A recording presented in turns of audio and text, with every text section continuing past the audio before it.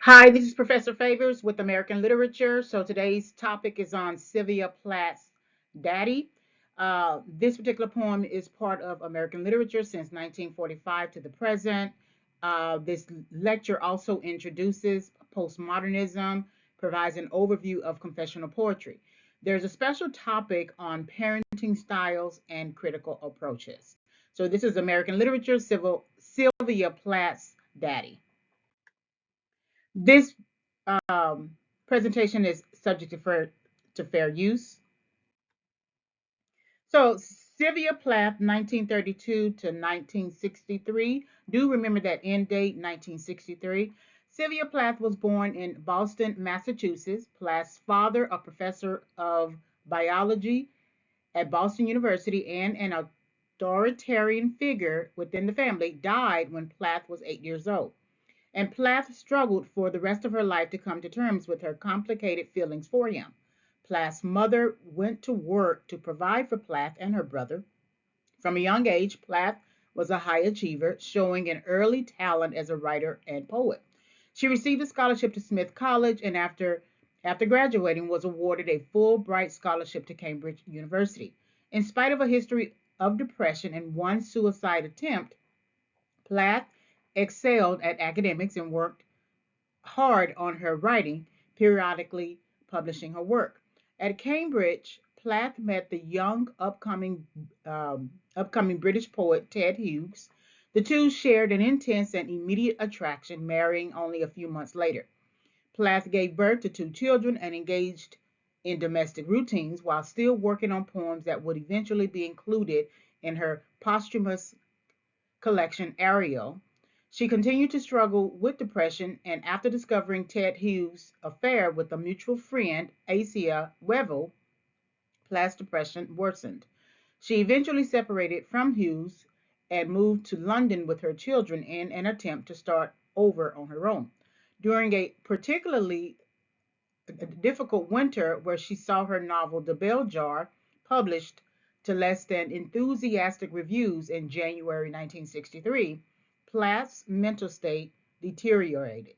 She committed suicide in February 1963, leaving her children behind, as well as the new collection of poems that would eventually make her famous after her death. The reason why I want you to pay attention to 1963 because that is the year of President Kennedy's assassination. So, about Daddy, 1962 published. Poets such as Allen Ginsberg, Anne Sexton, and Plath in the 1950s were willing to probe their psyches in very private, personal ways, confessing their deepest, most private, even disturbing feelings. In the time period, this kind of psychological probing of the self was new and provocative. From a feminist perspective, Plath in the Ariel poems openly explores her feelings of rage against the men in her life and against patriarchal authority in general. Plath also explores her feelings of ambivalence about being a mother, the cultural pressures she experienced of becoming a wife and mother, the pain she endured as a result of her husband's infidelity, and her battle with depression that culminated in suicide attempts. In Daddy, the prevalent Nazi imagery is not autobiographical, but is used to depict the extreme emotions at work in the narrative voices desperate, raging attempt to cut the cord of paternalistic domination. The narrative voice urgently and angrily wants to break from daddy's control, domination, and influence in order to forge her own identity as a woman and as a person. So we're still looking at the historical implications and 1828 to 1970.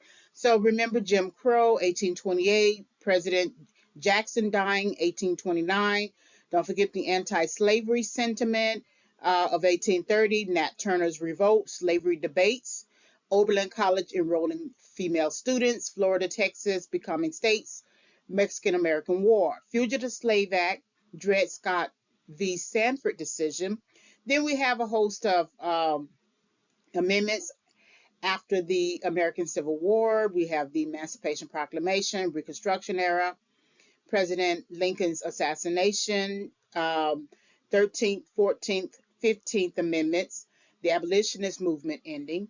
And the reason why, again, that we go over this is because even though we can have abolition of slavery ending or abolition of slavery just in general, you still have people with a mindset that believes that slavery is necessary. And so even in a post-emancipation era, Reconstruction era, you're still having to contend with certain ideas. That's why, even in the midst of the Industrial Revolution, you can still have Jim Crow laws. You can still have the Separate Car Act.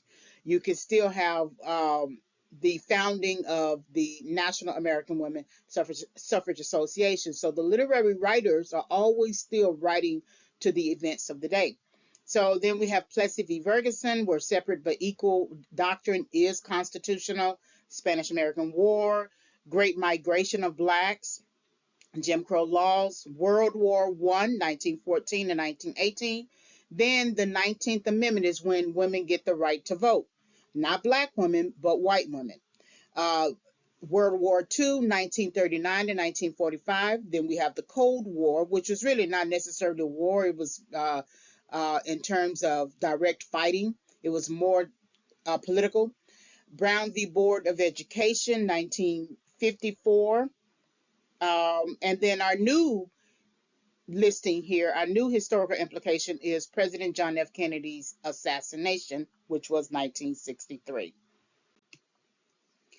So let's not forget the Jim Crow timeline with Thomas Dartmouth Rice creating the Jim Crow character, the 13th Amendment abolishing slavery. We have a particular case where states cannot prohibit segregation on carriers, the Supreme Court declaring the Civil Rights Act of 1865 unconstitutional. Also, equal but separate accommodations for Louisiana State Separate Car Act. We also have the Supreme Court upholding Plessy v. Ferguson, which solidifies the Jim Crow era. Jim Crow laws expanding to segregation in different areas of life. Board of Education, Brown v. Board of Education, making separate but equal unconstitutional.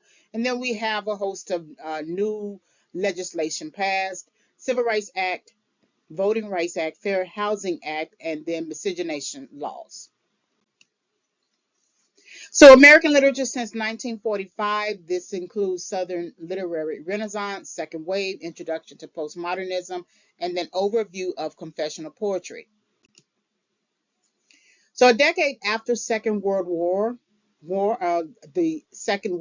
and it was mainly the age of conformity, counterculture, and confession. So American literature since 1945 is the expectation of conformity with college-educated middle class embracing the values of the nuclear family. American literature since 1945 is the rise of counterculture, when writers began criticizing conformist culture, seeking to free literature from traditional formalism and align with improvisation in music and art.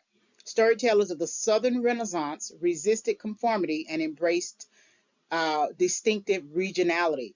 This is also a period that introduces the confessional poets um, who shared disturbing details of their lives, exploring how the nuclear family could be a source of distress and how the personal situation affected perception of everyday life.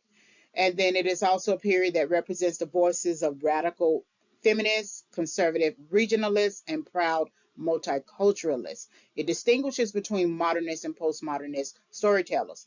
Lastly, it introduces the computer as being the most influential invention of the era. It's not the only one, but it's definitely the most influential. So during this time, there's this expectation of conformity, but literature is saying a different thing because there's always this idea that you have to challenge the status quo, and so you create the type of literature that's going to be counterculture or counter the status quo, and part of that is confessing what we used to keep silent. Remember, your parents usually had this idea that we don't air out our dirty laundry. We don't tell everybody our business. Well, that's completely different in this generation because everything is out in the open. So the My Papa's Waltz and Sylvia Plath's Daddy and works like those tend to embrace the confessional that we see now. All right, Southern Literary Renaissance. So until 1965, Americans lived under Jim Crow laws, disenfranchising of African Americans and keeping Black American citizens socially separate and legally inferior to white citizens. This spurred civil rights and Black power movements of the 1950s and the 1960s, led by Dr. Martin Luther King Jr. and Malcolm X, calling attention to the idea that the American dream of prosperity and equal education was not shared by many. On the world stage, the Soviet Union organized a political bloc of Eastern European nations it conquered during World War II, dedicated to Russian-led state socialism, in which the state owns all businesses and administers all social services. This is contrary to American capitalism, where individuals own all businesses.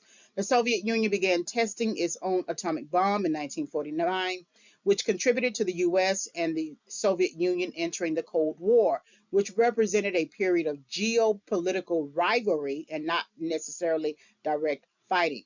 It ended with the dissolution of the Soviet Union in 1991. So when you are reading works, postmodern works, you are considering all the different historical factors that come to play. Then post-World War II, South moves into economic prosperity, creating the rise of the middle class, developing major southern cities, shifting from agricultural to industrial economy, and soldiers entering college for the first time on the GI Bill. Creative writing programs were piloted for the first time through the University of Iowa and Stanford University, offering a Master of Fine Arts degree. Soldiers enrolled in creative writing courses with the desire to tell their own stories. So now we are also beginning confessional prose through novel work as well. Southern writers exerted their influences over the creative writing programs, writing textbooks such as Understanding Poetry and Understanding Fiction, and facilitating writing workshops such as Iowa Writers Workshop. Southern Literary Renaissance was a diverse moment with regional variations that continued artistry, experimentation, and innovation.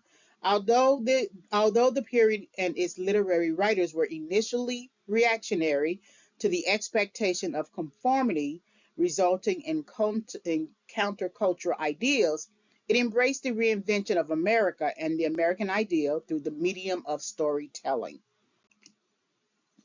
And so now let's look at postmodernism, and then after this, confessional poetry. So postmodernism is characterized as the culture that comes after modernism. It refers to specific works of art created during the 1950s. Postmodernism is primarily defined under architecture, which refers to contemporary style of building, rejecting the minimalism of modernist architecture's glass boxes and towers. Postmodernist architects retain the functionality of the modernist building and decorate their boxes and towers with playful colors, forms, and ornaments referencing historical eras. Postmodernist writers play with material in their poems and focus on language and the book. They use experimental techniques developed by modernists and adopt a self-referential style of metafiction, which is defined as the story being just as much about the process as it is about the description of characters and events. It introduces the confessional perspective. Postmodernism represents the collapse of the grand narratives that explain all experiences, faiths, and truths found in politics, science, and religion. Instead, postmodern culture becomes a field of competing histories and a hybrid of multiple identities. The postmodernist author creates and represents many literary worlds and diversity of experiences. So that's your difference between modernism and postmodernism. So let's look at confessional poetry. Confessional poetry focuses on the first person I and centers on the self. It deals with transgressive subjects and subject matter, particularly those subjects that polite society would rather not address. That means it has a sort of Victorian quality in terms of what we used to do. Confessional poetry is counterculture to speaking about everyday life concerns. We're used to the ideal don't air out your dirty laundry, but confessional poetry actually reveals your dirty laundry. So it is often criticized as being self indulgent, raw, and personal. It tends to, poets tend to write about taboo topics such as mental illness, familial drama, suicide, and sexuality. The confessional poets may focus on divorce, deal with manic depression, rage, and sobriety. So let's discuss the poem Daddy. We're looking at context as well as understanding uh, parenting styles. So, preliminary considerations. What is the meaning of daddy? What determines a daddy? Different um, are there different daddies? How is daddy considered in the poem Daddy? So we're going to define daddy, right? Interpret the daddy as well as apply the daddy. We do have a copyright acknowledgement. This is important whenever there is an estate that owns a particular author's work. We have to make note of that in addition to the fair use. So this is Sylvia Plath's Daddy, which is part of collected poems, which were edited by Ted Hughes and Harper Collins Publishers is allowing us to use this by permission of the publisher. So then, understanding daddy in terms of parenting styles, the source materials, I want to go over that first before we do the full discussion. So there are four standard types of parenting styles, part of the psychology literature. Here's a resource on the Mayo Clinic for insight. To search the term, choose Parenting Styles PDF. To access a scholarship article such as this one titled, you can click on this link. Not every article is accessible. You usually have to have an account, maybe through the college. Uh, you should be able to access some articles through the database. If you can't access the document, type in the title to access any document on this topic. So there are four parenting styles: authoritative, authoritarian, permissive, and uninvolved. The reason why we are looking at parenting styles is because in the intro to Platt's summary of her life, whoever wrote the intro mentioned authoritarian. So whenever you see any sort of term that refers to a particular person, especially personality wise, you want to look up that term. So parenting styles is a very studied scholarly topic. I just wanted to get a quick resource information on it from the Mayo Clinic. You should be able to click that link. So authoritative parenting. Children understand expectations, parents explain rules and design teachable moments. Children grow up confident, responsible, capable of managing their emotions. So whenever you have a parent who is willing to sit down at the table and explain why you did something wrong or praise you appropriately, that is authoritative parenting. Authoritarian parenting, parents have high expectations, use strict rules and punishment to manage children's behavior, and parenting is characterized by the statement, do it because I said so. Children grow up fearing punishment, lacking experience to make decisions, and becoming aggressive and rebellious. So a lot of times if you are a parent yourself and you use the same terminology but you don't design teachable moments, you could be borderline authoritarian. It just depends on how you view the world and how you view managing your own kids. Permissive parenting. Parents become best friends with their children, offering warm and open communication. They are actively involved in their children's well being, but there are low expectations and discipline is used sparingly. Children tend to have good self esteem and social skills, but they can be impulsive and lack the ability to self-regulate. Children enter adulthood unprepared. I think a lot of times we all have that issue, even with the authoritative parent who might assume a greater role in their child's life. We all leave the house a bit unprepared. But I believe this means in terms of self regulation. And then the last one, uninvolved parenting. Parents neglect their children and pay little attention to them, offering minimal expectations and few expectations. Neglect may be conscious or unconscious, such as working late shifts, single parenting, and family troubles. Children grow up resilient and self sufficient out of necessity, but they have trouble controlling emotions. um, it's hard for them to develop coping strategies, and it's equally hard for them to maintain social relationships. They tend to have low self esteem. So keep in mind that authoritarian parenting is the parenting style that most characterizes Platt's relationship with her father. When we read the poems, the stanzas, we're going to see some aspect of that. So let's define daddy. The daddy is really about time. Different stanzas. There's a total of 16 stanzas. Different stanzas offer you an example of what time or how it is really defined. So you do not do anymore, black shoe, in which I have lived like a foot for 30 years, poor and white, barely daring to breathe or a chew. So we understand that part of uh, we have, let's see if I can get this right.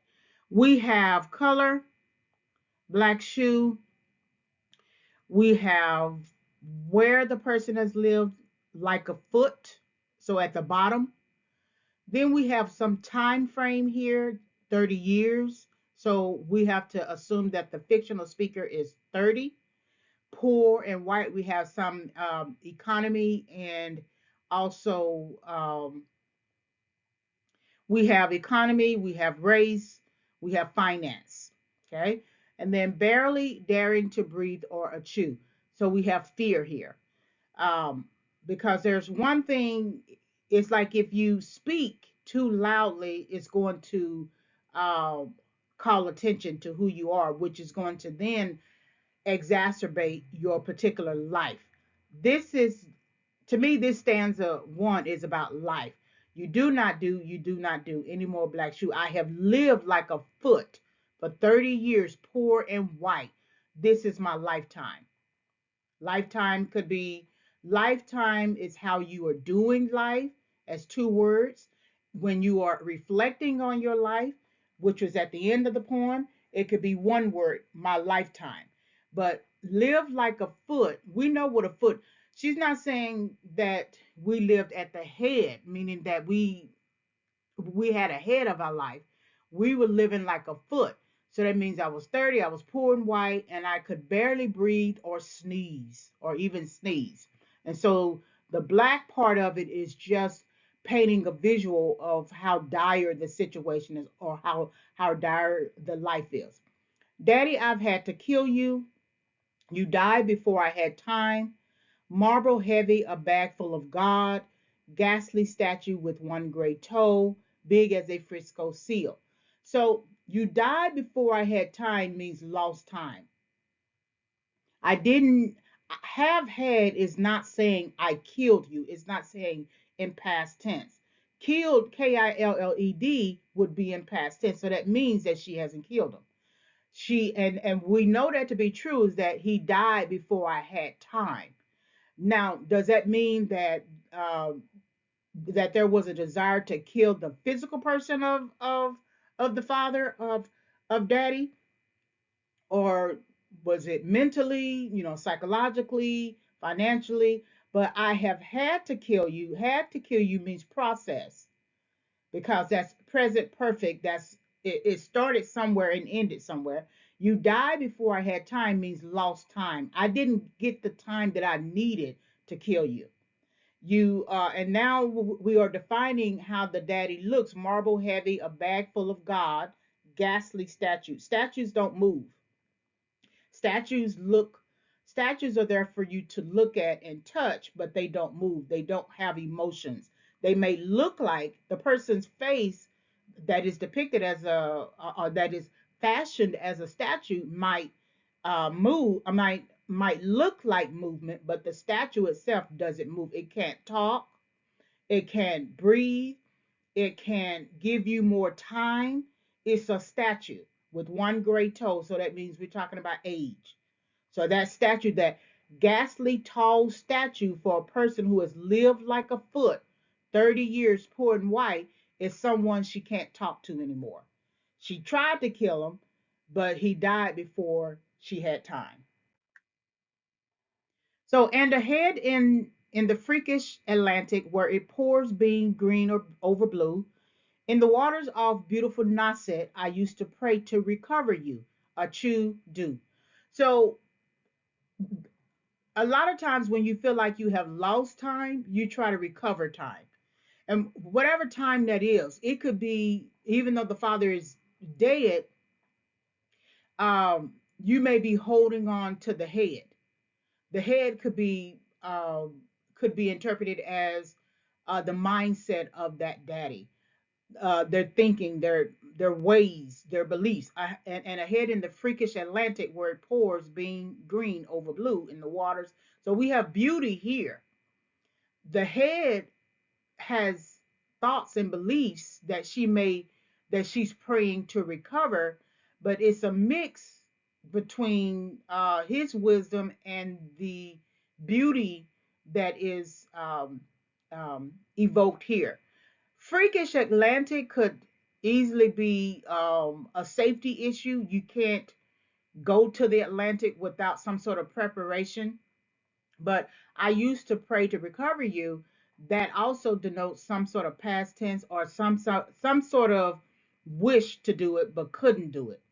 And so recover is that recover time that I wish I had, but I no longer have anymore. But I'm gonna keep the head. In the German tongue, in the Polish town, scraped flat by the roller of wars, wars, wars. But the name of the town is common, my Polak friend. So we're passing time. We know that the poem has German Nazism imagery. We understand that wars likely refers to World War II and any wars within the country of Germany. But when you are in war, even though you are in conflict, and your movements tend to be um, um, without preparation, right? Because you don't know from one day or the other if you're going to make it to the war. It's still considered passing time. Wars, we're having one, two, three wars. We're not having like one war that might last 10 years. Each of these wars could be 5 years, 10 years or longer. And so the name of the town is common, but Pollock, my Pollock friend, basically just calls attention to particular figures of that day, as well as the name of the town is so common that you don't even have to call it. You don't even have to reveal the name. And so, war, this is considered passing time. So says there are a dozen or two, so I never could tell where you put your foot, your root. I never could talk to you, the tongue stuck in my jaw. So now we're looking at root time, but we're also looking at the inability of not being able to communicate. So there's something going on um, with the root of the daddy that doesn't want to reveal. So I never could tell where you put your foot. So the daddy did not introduce his ancestry. The daddy did not introduce his time in life.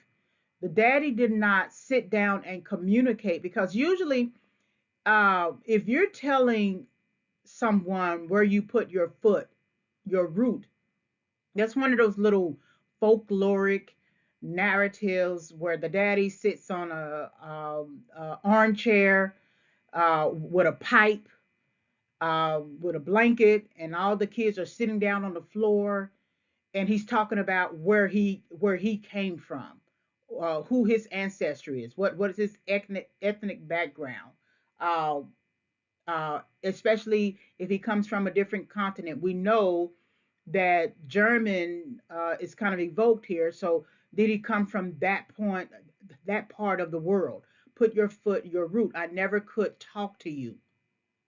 So she's saying, the fictional speaker is saying, I never could talk to you, um, in terms of trying to get more out of him. There's also the use of the first person I that is suggested. I never could tell where you put your foot, meaning that the onus of communication is also on the daddy, but he refuses to tell where he put his foot or his root, what his root is. And so not only could I not tell where you put your foot or your root, but I could never talk to you. The tongue stuck in my jaw. So even if I began to try to ask you about your root time, even if I tried to ask you about it, it's stuck in my jaw because maybe I didn't know where to start. You weren't willing to tell me where you put your foot or your root, so I didn't have direction on how to ask a question about your foot and your root. So it's stuck in a barbed wire snare. Eek, eek, eek, eek. I could hardly speak. I thought every German was you and the language obscene.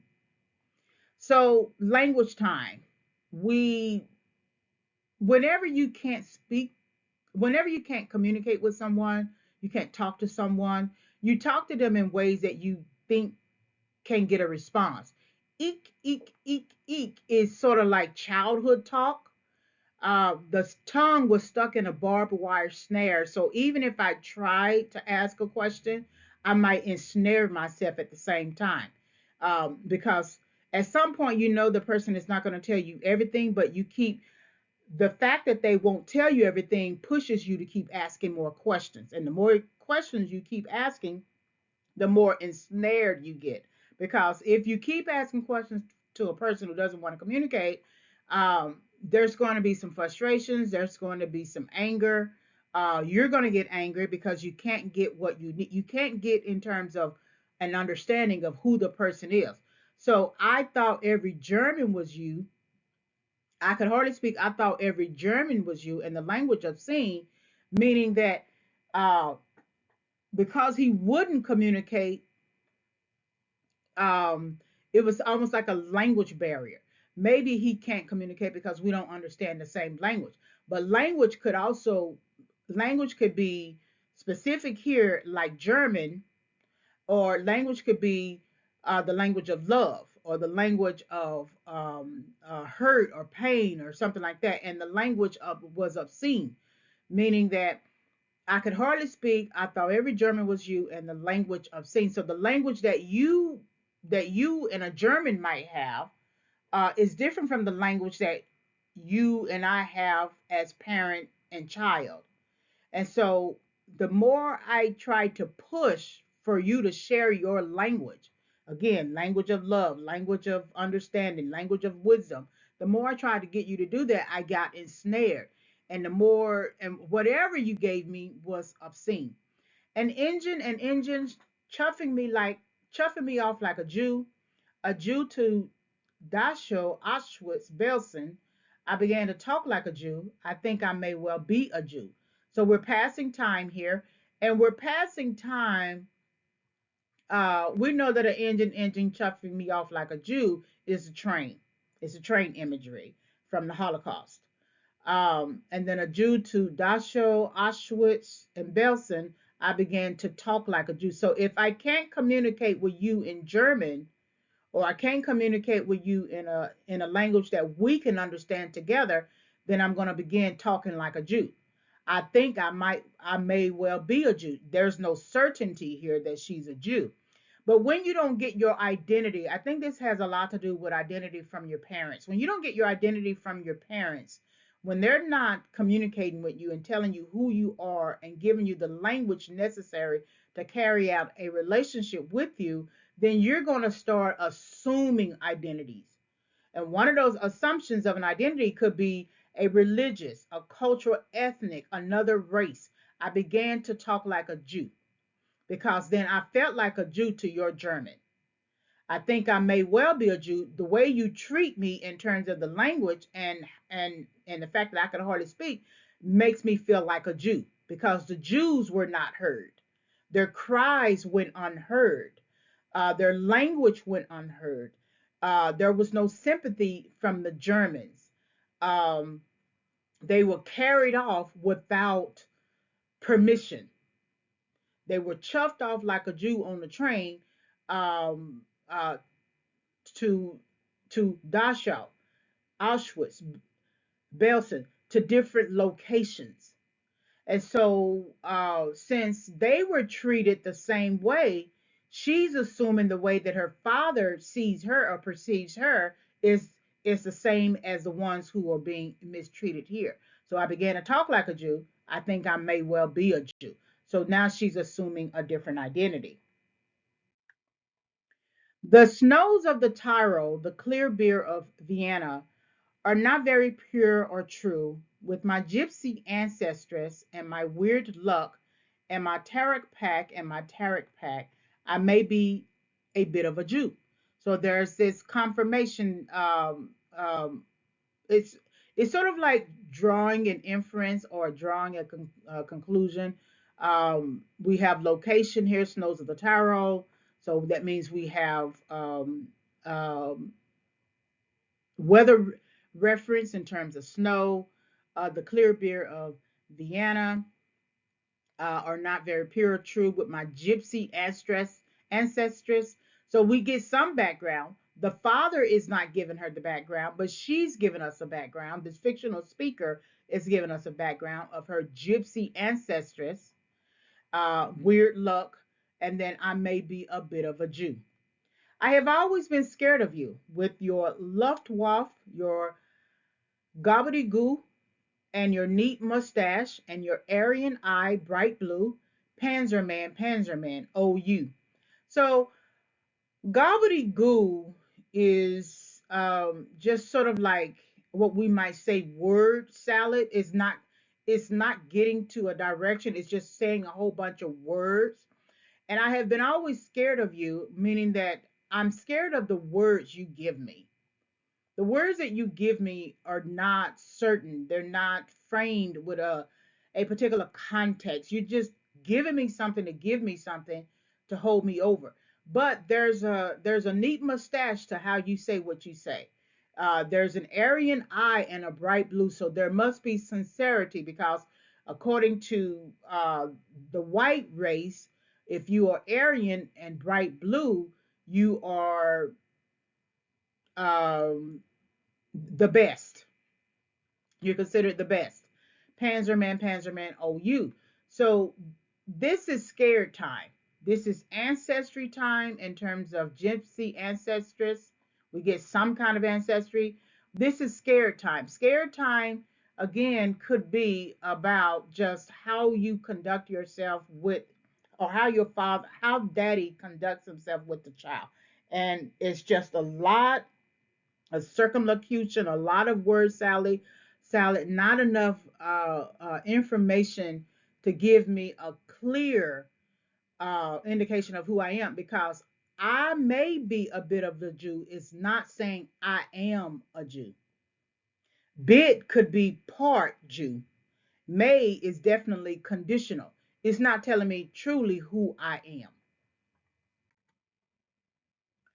Not God, but a swastika. No black, no sky could squeak through. Everyone adores a fascist, the boot in the face, the brute, brute heart of a brute like you. So we're looking at political time. Anytime we are referencing a type of government, fascist is both political and a type of government, which refers to that parenting style authoritarian. So we know what swastika means. There is no God in the midst of swastika, uh, fascist, brute heart. So this is a government, a governing strategy, swastika, because it can hang like a flag. No black, so black, no sky could squeak through. So the air, the the understanding is so black that not even the sky could come through. Everyone adores a fascist. So at some point, you are adoring someone who is not beneficial to you, but it works like adoration works like compliance because if you think about those authoritarian countries like North Korea and during the time of Nazi Germany, you had to adore the person in charge, the authoritarian in charge. You had to give that person deference, honor, salute, hold.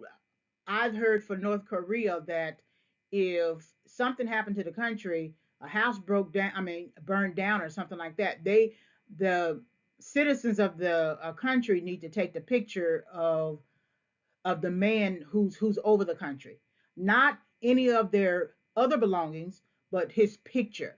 So that adoration is something. It's not so much that she wants to do that. The fictional speaker wants to do that, but in a particular time, a political time, you have no other choice but to adore the fascist. You stand at the blackboard, Daddy. In the picture I have of you, a cleft in your chin instead of your foot. But no less a devil for that, no, not. Any less the black man who. So we're in teaching time. Anytime you see a word like blackboard, Daddy is teaching. You stand at the blackboard, Daddy. In the picture I have of you, that's the picture of he won't communicate in previous stanzas, but he will teach. Now, whatever he's teaching is going to be from a different type of governing understanding, but it's the picture that she has of him from the blackboard. A cleft in your chin instead of your foot, but no less a devil for that, no not, and any less the black man who bit my pretty red heart in two. I was 10 when they buried you. At 20, I tried to die and get back to you. I thought even the bones would do. So we're talking about death time. There is a certain death when he died. I was 10 when they buried you, so we know that he's dead, and we know that he's dead from stanza 2, I think. At 20, I tried to die, which is suggesting suicide attempt.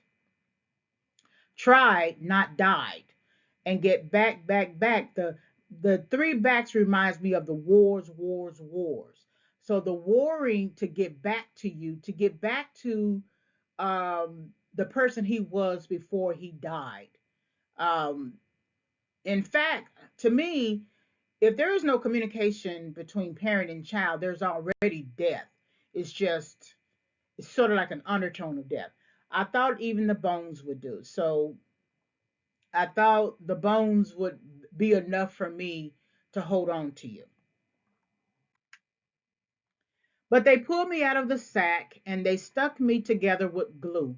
And then I knew what to do. I made a model of you, a man in black with a Minecraft look.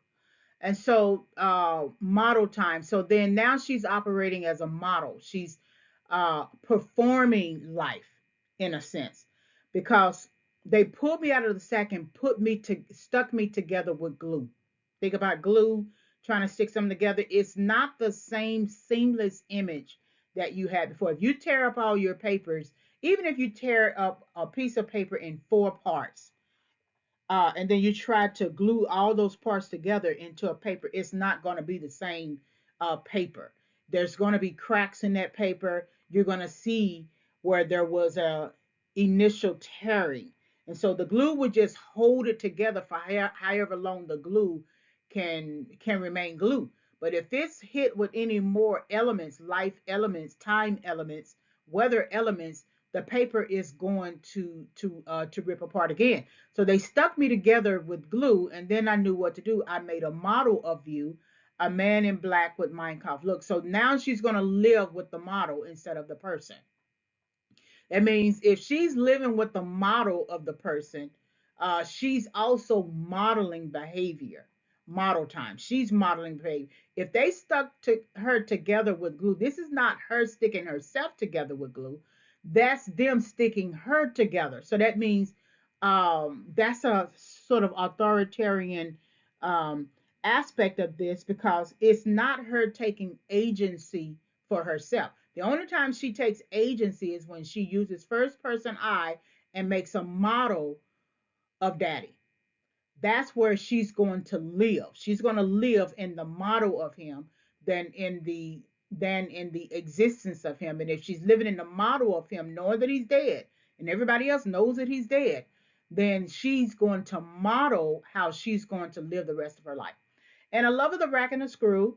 And I said, I do, I do. So, Daddy, I'm finally through. The black telephone's off at the root. The voices just can't worm through. So, we're talking about married time. I do is married. The fictional speaker um, um, is telling us that she's married by using these words, but we also know that Plath um, married Ted Hughes. So, Daddy, I'm finally through. I'm through with that connection. Through here means that connection between parent and child. The obvious thing would be scripture wise that you leave your parents, you leave your mother and father, and you cling to your husband. So I'm finally through here means finished from one part of her life, one time in her life and she's entering another time of her life, which means the black telephone's off at the root. She's cutting off that communication between parent and child when she gets married. The communication really ended when he died, but making that model of him keeps him alive. The voices just can't worm through. So his voice, the voices that she struggled with in dealing with him, can't worm through anymore. If I've killed one man, I've killed two. The vampire who said he was you and drank my blood for a year, 7 years, if you want to know. Daddy, you can lie back now. So we're talking about divorce time. So if I've killed one man, that's the first daddy. I've killed two. That's the husband. The vampire who said he was you, meaning that he suggested that he was going to be better than the father in terms of being a husband to the fictional speaker and drank my blood for a year. It could be love, right? 7 years, if you want to know, that's how long they were married. Daddy, you can lie back now, meaning that you don't have to have the responsibility of me anymore because the marriage, that husband took over your role. There's a stake in your fat black heart, and the villagers never liked you. They are dancing and stamping on you. They always knew it was you. Daddy, daddy, you bastard, I'm through. So I'm through. This is finish time, and it's also finishing the poem. This is the last stanza of the poem. And so the villagers never liked you. That social perception of her father. There's a stake in your. So someone has stabbed him. There's a stake in your fat black heart, meaning that whether it's a literal stabbing or not, um, is something in the heart that doesn't want to change to the point that the perception of him breeds some contempt. They are dancing and stamping on you on his grave. They always knew it was you. You were the problem. Daddy, daddy, bastard. Daddy, daddy, you bastard. I'm through. I'm finished with the whole thing. Not only did I kill one man and kill two, you can lie back and rest, right, in your grave. We know that he's in the grave because there's dancing and stamping on it. And I'm through, meaning I'm finished with this whole conversation. I'm finished with this poem. I'm finished with the process overall. All right, so let's now discuss the critical approaches to Plath and Daddy. There are two approaches that we're going to work with, and they are discussed in the Allegheny Journal article. That's the biographical approach and the psychological approach. All right, so understanding biographical approaches to Plath and Daddy. Biographical approaches consider the full account of an author's life, which provides both temperament and context. The author's life experiences set the tone for critical interpretation. The author's life experiences also shape the literary work and art in general. Public knowledge of the author's background also shapes interpretation of the literary work. This knowledge explores various interpretations to include critical approaches such as biographical approaches. Biographical approaches must consider the fictional aspects of the literary work when common knowledge conflicts with real life. A poet, for example, may reference a father in a poem using historical information to provide context, but the father's representation may only be necessary to establish tone, the poet's attitude towards a real life parent. The father is dramatized, which suggests analogy and not ownership. Not ownership meaning that it's not autobiographical. It's still in fictional form. So understanding psychological approaches to Plath and Daddy. Psychological approaches deal with the personality of the author, which includes depiction of feelings and mental and emotional features, which is further defined as the state of mind of the author. Psychological approaches explore the interrelation of the author's mental state and emotional capacity. This critical strategy refers to the following three things: creative process, which includes studying the author's personality for interpreting the literary work; psychological study, which includes using the literary work to explore the personality of the author; and then fictional character analysis. This includes conducting a critical reading of the literary work to explore the consciousness of the author. Your critical reading represents an overview of your understanding of the work and the canon of scholarly readings. So, your understanding of the work is always going to come after the canon when you are doing sort of like a literature review. If you were writing a paper, you would do the literature review first, which is the canon of ideas on this particular work and author, and then you bring in your understanding of the work. But that's what the fictional character analysis would still look like. There are different strategies and questions to consider when reading a literary work critically. So let's look at understanding the psychological approaches to Plath and Daddy. So there is a creative process. This includes, again, studying the author's personality for interpreting a literary work. So then the strategy would be to interpret the literary work, and then here are some questions. What part of Plath's personality was she using during her writing process? You may look at a past tense assessment of the work.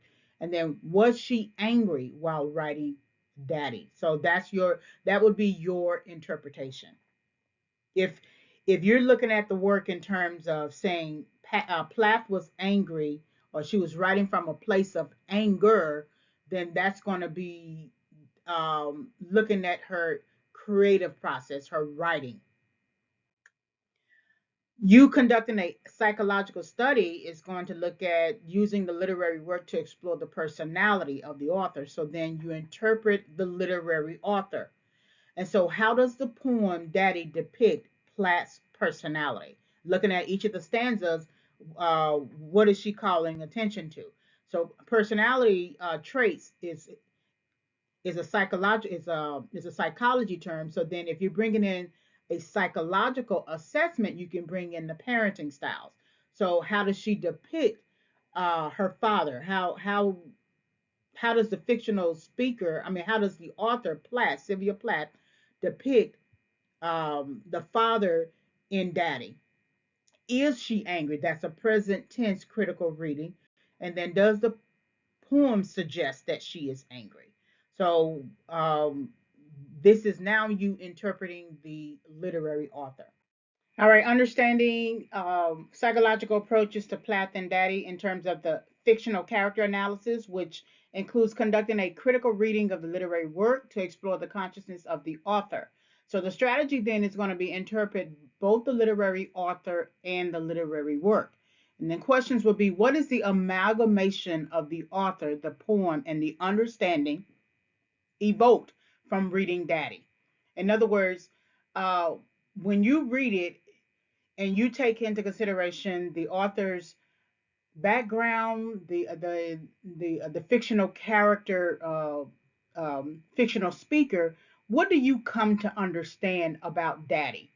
Especially the historical context that are evoked within the poem, referring to Nazi Germanism, Nazism in Germany, um, um, as well as Jewish references. Um, so this refers to summation plus canonical thought. You're going to take into consideration what you come to understand, and it's either going to confirm or disconfirm what the canon is saying about this particular poem. And then essentially, is Plath in the poem a depiction of someone stuck in anger? That's a summative understanding of the poem. So then, how is Daddy defined, interpreted, and applied? Daddy reveals a fictional character enhanced from the author's lived experiences. Daddy reflects a psychological study of the parent-child relationship. Daddy suggests a creative process that the author uses to address feelings of anger towards a parent. Critical approaches to Daddy can explore biographical implications regarding experiences, whether autobiographical or fictional, as well as psychological studies of human behavior and mindset towards a target of inquiry. Daddy is also an author's poem that is part of the American literature since 1945 period. It supports the subgenre of confessional poetry, revealing the innermost ideals and concerns of a fictional speaker. The poem reflects struggle with time.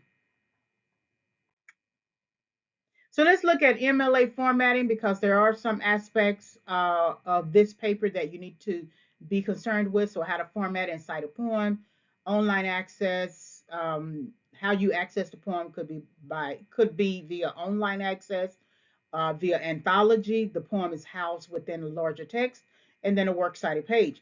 The writing strategies document goes into more detail in terms of MLA formatting. So we're looking at MLA formatting, citing, and formatting of poetry. We access the poem via a website. So this is a screenshot of that website. Hopefully you can see some of it as well as the URL, the website address. So we know that the website is Poetry Foundation. Poetry Magazine could be the sponsor of that of the website as well. Then Sylvia Plath, and we have her dates when she was born and died. So when you are looking at how to format based upon how you access the website. So the guidelines are going to be author, the poem title, original publication year, title of website in italics, that's going to be Poetry Foundation here, website publisher, Poetry Magazine, and then date of publication, um, date of publication for the poem title. No. Date of publication, if you see a publication date, URL, which is the website address, and then the access date, the date that you accessed it. So here it is: Plath, comma Sylvia, um, Daddy in quotation marks, publication year 1962. Poetry Foundation is the title of the website in italics. Poetry Magazine is the website publisher. This was May 2025 when I accessed it. And then this is the link that you see here. And then the access date is May 3rd. Let's see. Oh, no, here it is. May 2025 right here. Um, that's the date of publication. And then access 03 May 2025. This is when I accessed it. So this is when you access something that is online. The poem is online. This is not necessarily how to format for a website. So now we're going to look at how to cite and format when the poem is housed within an anthology. The anthology is a larger text that houses multiple readings from different genres. So we have to take into consideration the copyright credit, and you can find this information on the Poetry Foundation. You can click this link here. But we have the name of the author, the title of the work, and then this particular collected poems anthology title was published 1960, 1965, 71, 81. And this comes from the estate of Sylvia Plath. But we do have an editorial matter copyright in which 1981 was Ted Hughes, where he was an editor. And then, of course, the book and the poem are used by permission of Harper Collins, who likely owns some rights to Sylvia Plath's work. So now, looking at MLA format anthology, you're looking at guidelines with title of work. So first, last name, first name, title of the book, city of publication, publisher, publication date. So we don't have the city, we don't have the city here, but you can always research HarperCollins. It's usually like New York or something like that. But Plath, Sylvia, collected poems, HarperCollins publishers. So the city will go here, right? If you add the city, Inc. And then 1999. We know it's 1999 because it was collected poems HarperCollins. Okay, they're the publisher. If we wanted to bring in the title of the work, which is Daddy, here's how you would do it: last name, comma, first name, title of essay, title of collection, edited by, and then the editor's name, publisher, year, page range of entry. Now we don't have access to the collected poems, so we have to uh, pull together what we actually do have. So Plath, Sylvia, Daddy will go here, formatted in quotation marks. Collected Poems is the title of the anthology, comma, edited by Ted Hughes, comma, HarperCollins, comma, 1981. So this is when he edited it. You can, but if you were only looking at just the last publication of this particular work, it was 1999. But if you're going to bring in the editor's year, the year that the editor edited that work or collected poems, you have to add that here. You don't need any other editor. After this, comma would be the page range of entry. So if this was on page 25 of this larger anthology, collected poems, it would be 25 to 26 or something like that. So then if you're going to use any aspect of my online lecture, so citing an online lecture remote course, here's a screenshot of the title slide. And so here's the guidelines. You can find this on the MLA Style Center. This is a clickable link.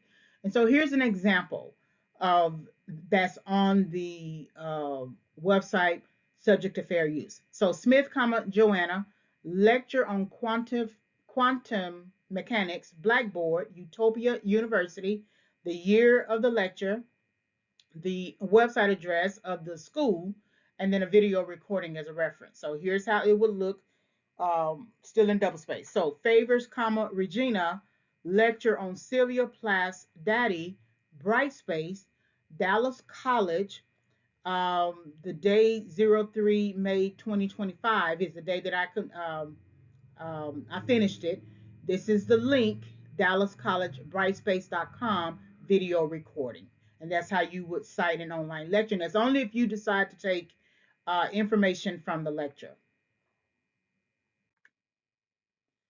All right, so if you are citing poetry within the essay, that's in text, in terms of white website versus anthology access. So if you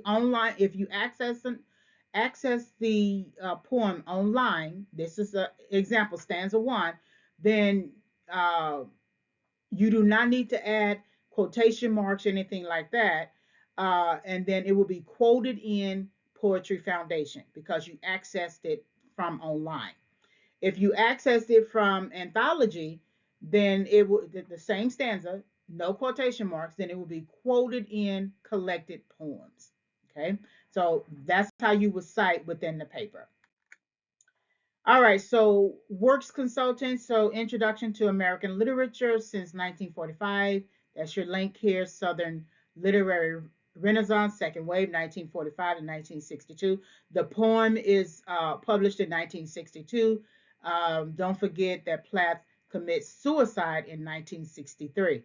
Introduction to Postmodernism, so Sylvia Plath's Daddy, Critical Approaches to Investigate Sylvia Plath's poem Daddy, Biographical and Psychological Approaches. That's the journal article. And then the Mayo Clinic information on parenting styles. Don't forget MLA. Oh, this is new. So MLA Style Center information about citing online lectures here.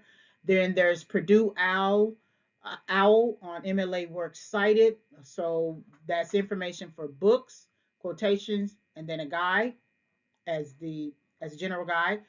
Then, of course, the Britannica entry on Jim Crow laws, entry for Jim Crow laws, glossary of literary terms, writing for English courses, glossary, and then point of view from Merriam-Webster's dictionary. So these are all clickable links.